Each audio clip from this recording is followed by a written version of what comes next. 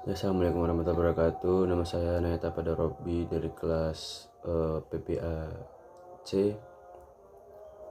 Hari ini saya akan menjelaskan materi tentang ulumul Quran sebagai syarat tugas ujian tengah semester kali ini.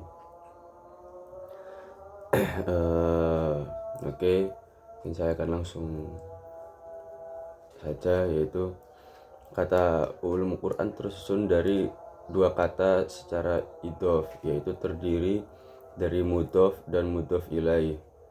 Kata ulum diidhofkan pada Al-Quran dari dua unsur kata tersebut, maka didapat makna ulum dan Al-Quran menjadi kalimat ulumul Quran. Yang pertama, arti dari kata ulum. Kata ulum secara etimologi adalah merupakan jamak dari ilmu. Kata ilmu itu sendiri adalah mazhar yang mempunyai arti pengetahuan dan pemahaman. Lalu yang kedua yaitu arti dari kata Al-Quran. Secara etimologi, kata Al-Quran merupakan masdar dari kata qoro'a yang maknanya sama dengan kata kiro'ah, yang berarti yaitu bacaan. Kemudian diberi makna sebagai isim maf'ul, yaitu makru, yang artinya yang dibaca. Pemaknaan ini sebagaimana diisyaratkan dari Quran surat Al-Alaq yang merupakan perintah kepada umat manusia untuk membaca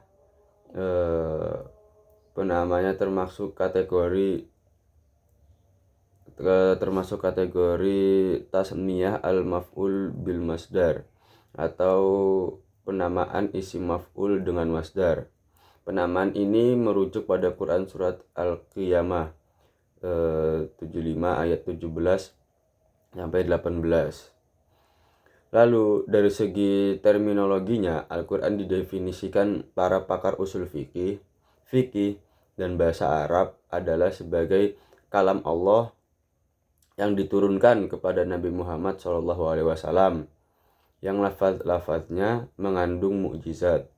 Membacanya mempunyai nilai ibadah yang diturunkan secara mutawatir dan yang ditulis pada mushaf, mulai dari surat Al-Fatihah sampai surat An-Nas.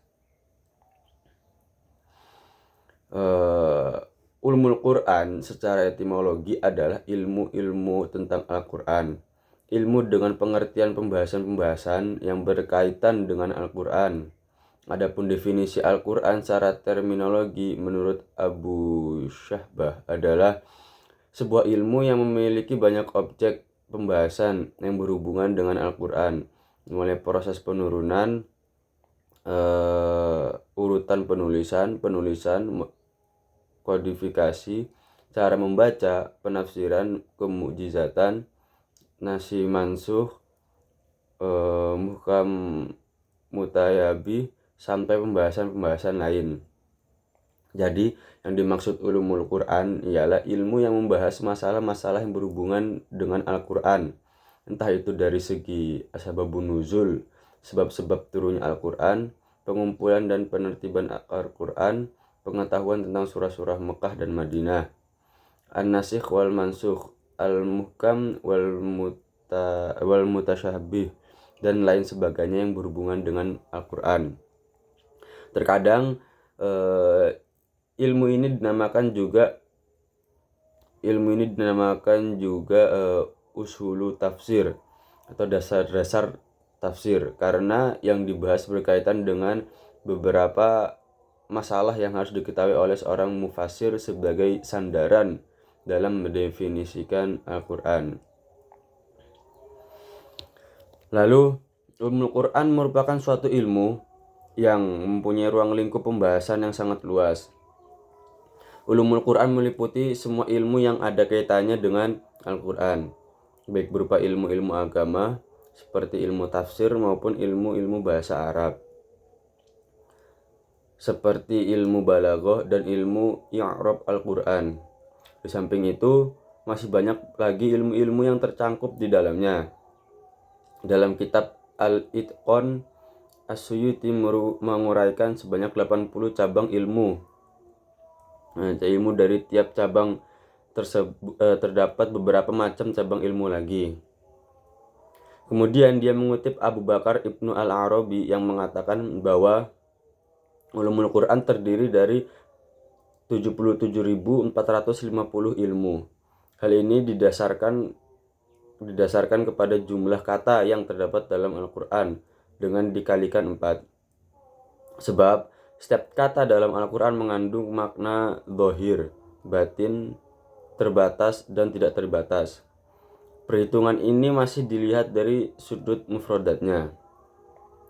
Adapun jika dilihat dari sudut hubungan kalimat-kalimatnya, maka jumlahnya menjadi tidak terhitung. Firman Allah, katakanlah sekiranya lautan menjadi tinta untuk menulis kalimat-kalimat Tuhanku, sungguh habislah lautan itu sebelum habis kalimat-kalimat Tuhanku. Meskipun kami datangkan tambahan sebanyak itu pula. Menurut Quran surat Al-Kahfi ayat 109. Bahasan Ummul Quran sangat luas. Al-Imam Al-Sayuti dalam bukunya Al-Itqan fi Ulum Al-Quran menguraikan sebanyak 80 cabang. Dan setiap cabang masih dapat diperinci lagi menjadi beragam cabang lagi. Menurut Dr. M. Quraisyihab, materi-materi cakupan ulum fils Al-Quran dapat dibagi dalam 4 komponen. Yang pertama yaitu ada pengenalan terhadap Al-Quran, lalu yang kedua ada kaidah-kaidah tafsir, yang ketiga ada metode-metode tafsir, dan yang keempat ada kitab-kitab tafsir dan para mufasir.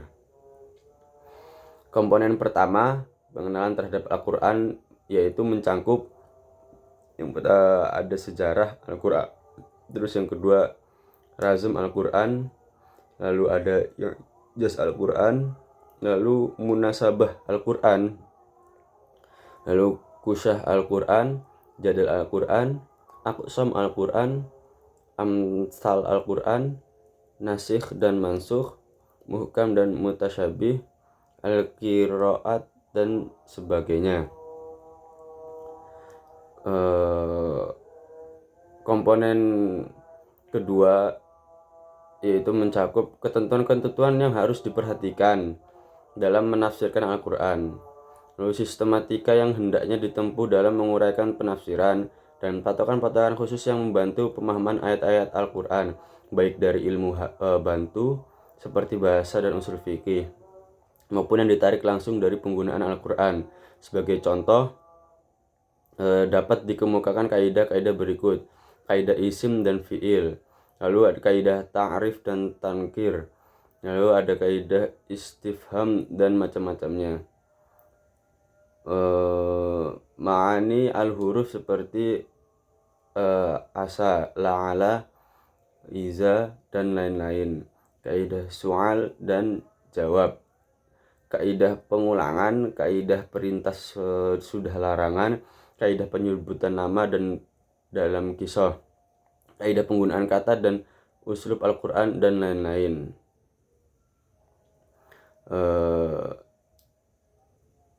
Mungkin sekian dari saya. Saya pamit undur diri. Mohon maaf jika masih banyak kekurangan dari penjelasan saya tentang materi ulumul Quran. Wallahul muwaffiq ila aqwamit thoriq. Assalamualaikum warahmatullahi wabarakatuh.